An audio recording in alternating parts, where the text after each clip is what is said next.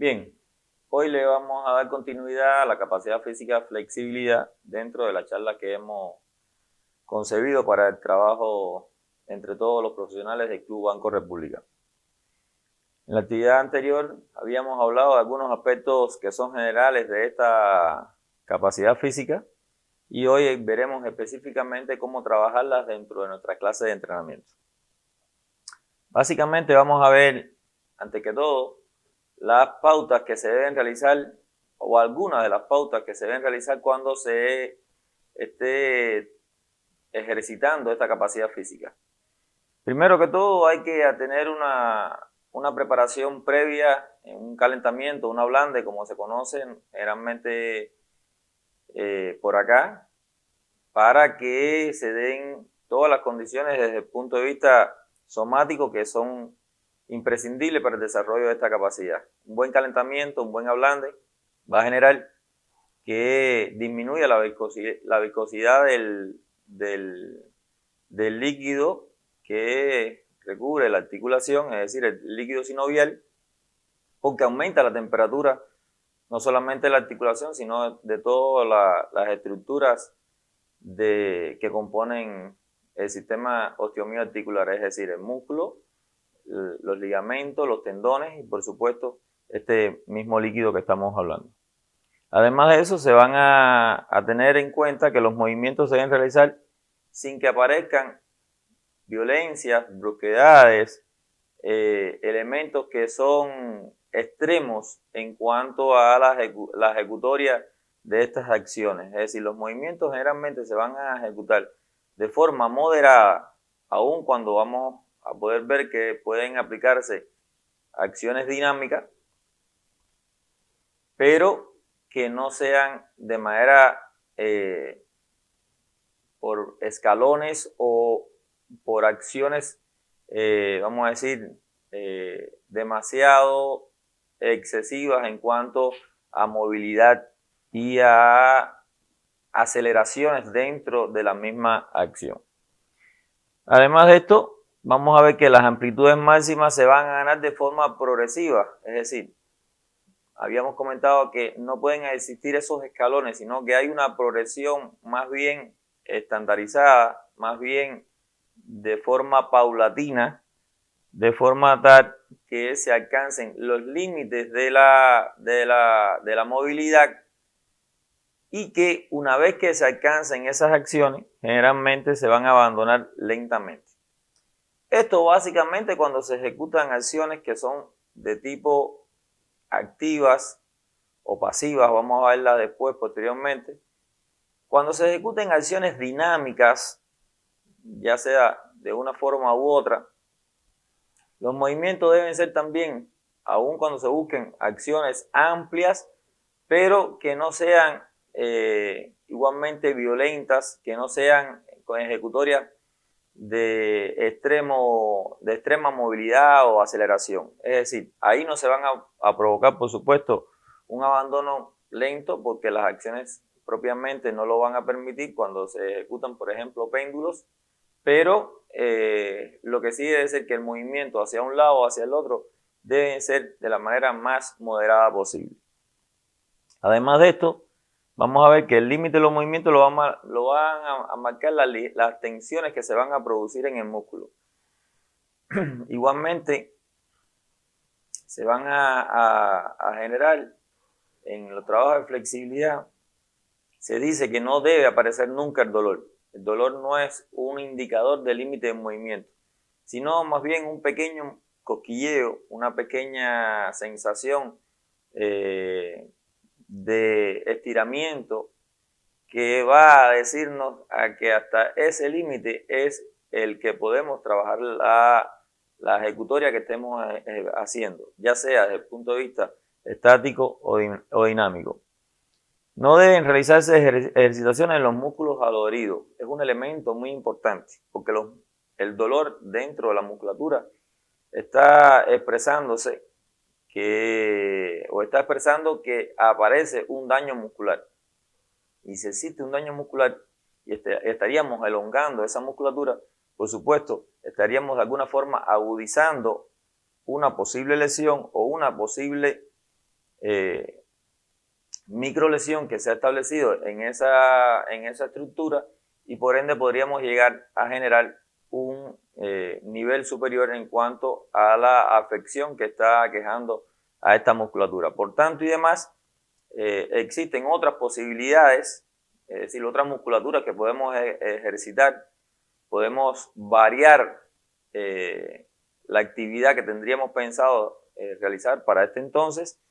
y con ello daríamos tiempo de recuperación a ese músculo adolorido. Cuando se dice músculo adolorido, incluso se habla de una musculatura que tenga el llamado dolor de cansancio, de fatiga. Generalmente después de una sesión intensa de trabajo, ya sea de resistencia o trabajo de fuerza, aparecen la llamada miositis, que es una inflamación muscular que en la mayoría de los casos es una inflamación que genera el trabajo excesivo, aun cuando aparezcan esos dolores que en algunos casos pueden ser considerados normales, lo cual no es así. Es decir, los dolores musculares no deberían aparecer con frecuencia en las sesiones de entrenamiento, y todo indica que son excesivos trabajos que se han realizado. Pues en estas condiciones tampoco es recomendable ejecutar la flexibilidad como un objetivo del entrenamiento. Además de esto, no es aconsejable la realización de muchas repeticiones de forma continua sin descansos intermedios. La flexibilidad, como habíamos comentado en la actividad anterior, está muy relacionada a los factores de carácter nervioso, no solamente la implicación de los factores musculares y articulares, sino a los factores nerviosos, debido a que constantemente se están generando impulsos nerviosos desde los ligamentos, desde los propios músculos hacia el sistema nervioso, indicando que hay una elongación de esta estructura, y por tanto, si se realizan excesivas repeticiones sin que hayan periodos de descanso intermedio, pues puede verse afectado esa información o la transmisión de esa información por una fatiga, y de ahí que no se estén evaluando correctamente los estiramientos desde el punto de vista nervioso, y ello puede conllevar a un nivel de fatiga tal que contemple una lesión por repetición en nuestras sesiones de entrenamiento. Por tal motivo, aquí en este tipo de trabajo prima un tanto la calidad por sobre la cantidad. Es decir, se necesita siempre llegar a los límites funcionales de la articulación, ya sea utilizando uno u otro tipo de flexibilidad o forma de ejecutar la flexibilidad, sin que sea un medidor exactamente importante la cantidad de repeticiones de cada uno de los ejercicios que hemos planificado, de forma tal que las sesiones de entrenamiento, aun cuando pueden llegar a determinado nivel de cansancio físico, sobre todo cuando se utilizan trabajos que son activos, es decir, con la realización del propio atleta, pues esos niveles de fatiga no son excesivos. Bueno, una vez dadas las pautas que tienen que ver con la ejercitación de la flexibilidad, me gustaría recalcar una vez más que el dolor no es una limitante de esta capacidad física para las ejecuciones que nosotros planifiquemos. Existe un criterio tal vez bastante extendido dentro de algunas actividades deportivas donde la flexibilidad caracteriza estos deportes, donde está bastante extendido que se debe llegar hasta el dolor para poder alcanzar los límites de la articulación. Eso realmente no es el concepto desde el punto de vista teórico que se debe manejar. Como habíamos anteriormente comentado, es esa pequeña sensación de elongación, de cosquilleo, incluso puede decir de algún tipo de molestia, ya que no es una condición normal, la que limite cualquier tipo de acción que vayamos a ejecutar. No así el dolor. El dolor indica que hay una progresión más allá de esos límites y que por ende está informando a nuestro sistema nervioso que está en peligro la estructura de la articulación. Es ahí entonces que debemos ser muy cuidadosos cuando se trabaja en la flexibilidad, debido a que un pequeño movimiento más allá de esos límites puede provocar lesiones que generan la pérdida de días e incluso periodos más largos de entrenamiento, y a veces no es de esa manera, sino que se van a provocar pequeñas microlesiones que a la larga van a limitar la acción de esa articulación, la amplitud de esa articulación, y con ello se va a ver también limitada la vida deportiva de nuestros atletas. Entonces es preferible trabajar esta capacidad física de manera cautelosa y que con ello llevemos a vías de hecho felices la ejecutoria de esta capacidad. Trabajaríamos entonces o entraríamos en el tema que tiene que ver con los tipos de las formas de ejecución de la flexibilidad como capacidad física para su desarrollo en nuestras sesiones de entrenamiento. Podemos ver que existen básicamente tres tipos de ejecutorias: las dinámicas, las estáticas y la llamada facilitación propio-neuroefectiva, o PNF como se conoce de sus siglas en inglés. Cualquiera de las dos formas iniciales, dinámica y estática, se pueden realizar de forma activa y de forma pasiva. Vamos a ver cada una de ellas por separado y cuáles son las indicaciones que se deben realizar para su entrenamiento. ¿Cuáles son las ejercitaciones dinámicas? Bueno, como su nombre lo está diciendo, todas aquellas que contemplan los movimientos y pueden realizarse, como habíamos comentado, tanto de forma pasiva como de forma activa. Vamos a ver entonces que cuando ejecutemos esta forma activa dinámica, la característica fundamental es esta: el ejercicio realizado por la propia acción muscular, es decir, por el propio individuo, mediante la cual se busca alcanzar amplitudes máximas. Es decir, es cuando yo, como atleta, estoy ejecutando una acción con mi propio esfuerzo muscular, pero ayudado por movimientos que son, vamos a decir, de alguna forma, acciones que no limitan la progresión de la acción. Es decir, yo la ejecuto a una forma, contraigo mi musculatura y la relajo nuevamente. Es decir, hay movimiento dentro de la acción, pero con la propia fuerza muscular. Las características fundamentales para la realización de este tipo de actividad son repeticiones que contemplen trabajos de 10 a 20 segundos y que se puedan ejecutar una cantidad de repeticiones que no sobrepasen las 15 por cada serie, ejecutando en cada una de estas aproximadamente de 2 a 4 series en cada ejercicio que se vaya a programar. Es decir, es un trabajo que, como ustedes podrán observar, tiene la característica de ser bastante demandante de esfuerzo físico, siempre que estamos planteando que se pueden estar ejecutando aproximadamente hasta unas 60 repeticiones de la misma acción, del mismo ejercicio. Recordar nuevamente que cuando empiecen a ejecutarse las acciones y visualmente nosotros como profesores estamos viendo que los atletas empiezan a disminuir la amplitud que en algún momento alcanzaron, pues es recomendable dar pausas más largas. Estamos hablando de aquí pausas que generan aproximadamente unos 20 segundos entre estaciones o entre sesiones de repetición, con el fin de que se recupere la musculatura que está trabajando, la musculatura activa sobre todo, porque podríamos de alguna manera sobrecargar el sistema nervioso y dar una información errónea con el cual podríamos tal vez generar una microlesión. Este tipo de trabajo es recomendable sobre todo con atletas jóvenes. ¿Por qué? Porque si bien no se alcanzan límites excesivos de la articulación, es decir, trabaja los factores que son más de tipo muscular, donde el atleta tiene una intervención alta en este tipo de trabajo, pero como no está implicado aquí la acción de un movimiento brusco como pueden ser los péndulos, como puede hacer la acción de un sujeto externo, o decir, el profesor o un compañero, pues las posibilidades de lesiones son un tanto más bajas que cuando se ejecuten otro tipo de ejercitaciones. Por tanto, es recomendable para los atletas que empiezan la actividad deportiva o que empiezan la práctica de la capacidad física, flexibilidad dentro de las actividades deportivas.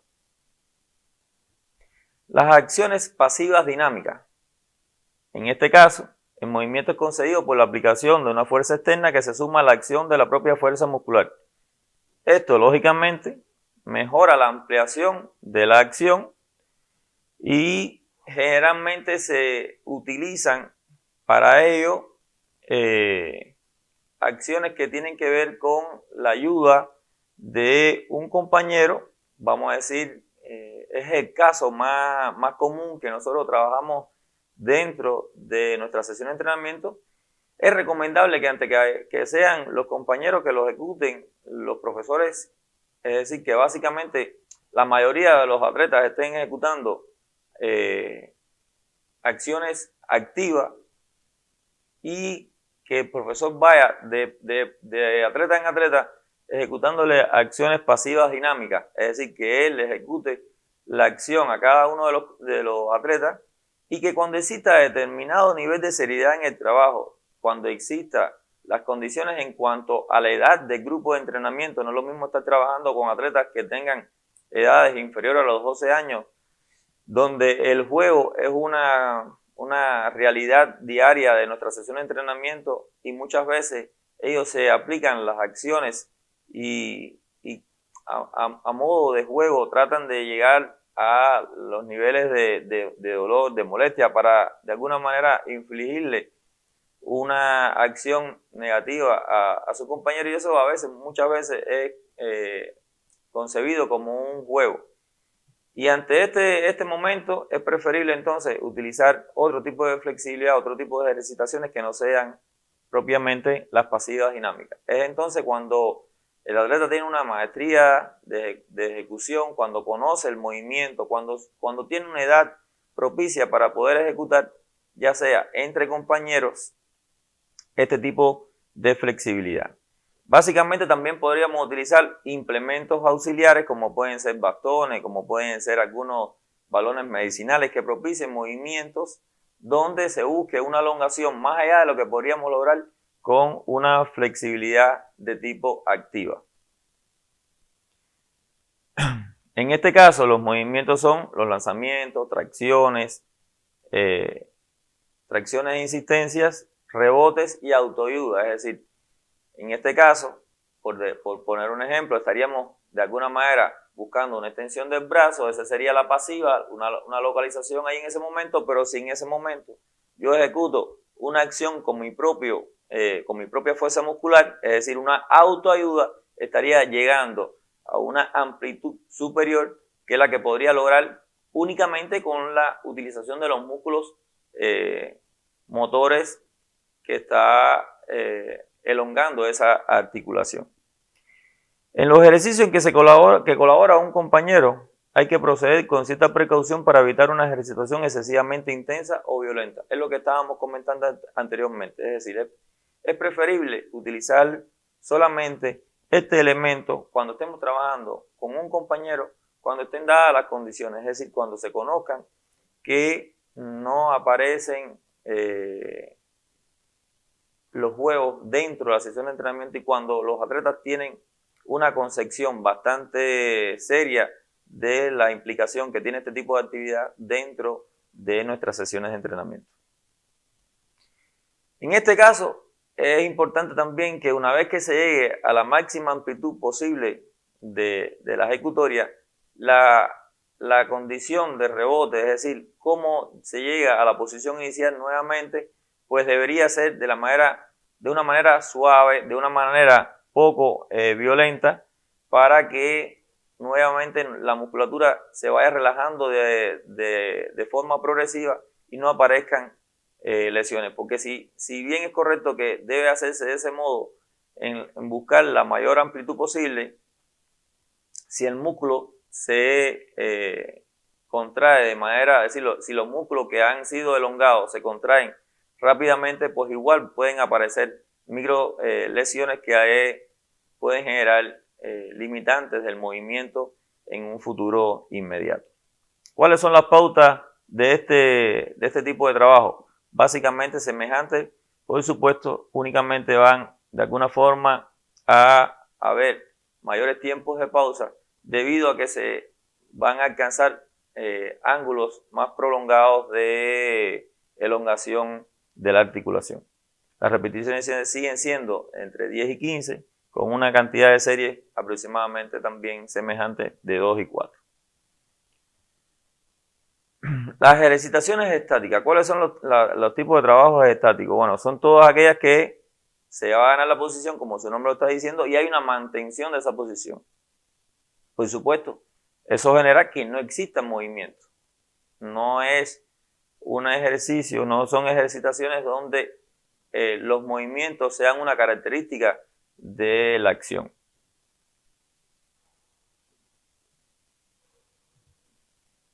Se alcanza la fase final del movimiento y se hace únicamente a partir de la fuerza muscular. Es decir, no hay implicación ya sea de fuerzas externas o la autoayuda, como estábamos comentando. Se lleva la musculatura a alcanzar una posición extrema sin que aparezca el dolor. Eso es siempre, en todos los tipos de flexibilidad. En este caso, la metodología para realizar este tipo de ejercitación se mantiene las posiciones entre 6 y 15 segundos, debido a que a partir de los 6 segundos aproximadamente es donde se van a inhibir los usos musculares, es decir, hay una información de las estructuras de la articulación, dígase los músculos y toda la estructura elástica de la articulación, que le informa al cerebro que en ese ángulo, en ese nivel de elongación, pues no aparece una lesión, y entonces el cerebro envía una información por la vía aferente que indica que no hay peligro y por ende hay una nueva forma de relajación, hay un momento nuevo de relajación y por ende permite que se llegue a un límite un tanto superior del movimiento. Igualmente las posiciones de este tipo de trabajo se van a recuperar lentamente y los tiempos de trabajo son básicamente entre 6 y 15 segundos, con tiempo de recuperación entre 15 y 30 segundos, producto de que se está trabajando con las propias fuerzas musculares, es decir, una fatiga un tanto mayor, y una cantidad de series que puede llegar a superar los trabajos anteriores, es decir, se trabajaría entre 4 y 6 series por cada ejercicio que planifiquemos en este tipo de trabajo. El trabajo de forma pasivo-estático, es decir, en este caso,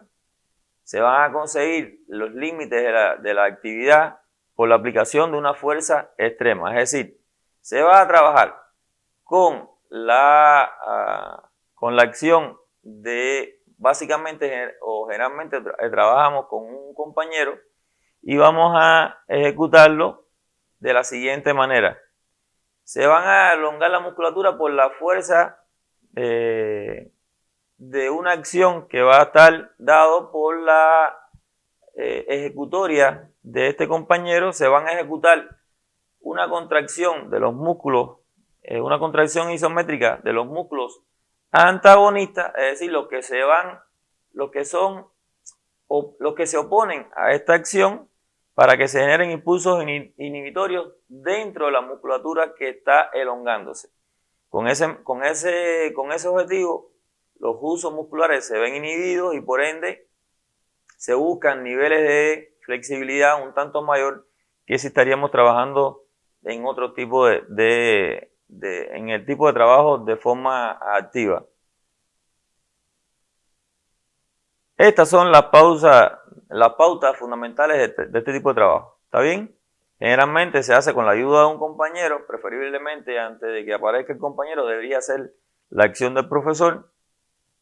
y se debe trabajar igualmente entre 6 y 15 segundos con pausas que estén también entre los 15 y 30 segundos y siguen siendo la misma cantidad de series, 4 a 6 por cada ejercicio que se planifiquen para este tipo de actividad. Bien. El tercer modo de ejecutoria de este tipo de trabajo físico, es decir, de la capacidad física flexibilidad, tiene que ver con el llamado facilitación neuroproprioceptiva. Aquí aparecen las siglas en español, aunque generalmente también se conocen como el PNF del idioma inglés. Estos son los tres elementos que están indicando o están dándole nombre a esta técnica de ejecución. Básicamente lo que se quiere con esta técnica es llegar a amplitudes articulares que no se pueden alcanzar con las ejercitaciones activas o pasivas, ya sean ejecutadas de formas estáticas o dinámicas. Es una combinación de ellas que va a provocar de alguna forma, a partir de estímulos y respuestas nerviosas que van a decir o le van a dar una información al sistema nervioso que no está en peligro la articulación y por ende se van a poder alcanzar en progresiones de forma, vamos a decir, moderada, paulatina, se van a alcanzar progresiones más allá de los límites que podríamos alcanzar con esas otras formas de ejecución. ¿Cuál es la forma de proceder específicamente de esta técnica o esta ejecutoria? Bueno, primero que todo, hacer una extensión de la musculatura que se desea elongar. Se trabaja de forma suave el grupo muscular hasta llegar al punto límite. Generalmente se trabaja con una flexibilidad activa, es decir, el propio atleta llega hasta el límite de las posibilidades. A partir de ahí se ejecuta una forma pasiva dinámica, es decir, un compañero o el profesor lleva la acción hasta los límites de la articulación,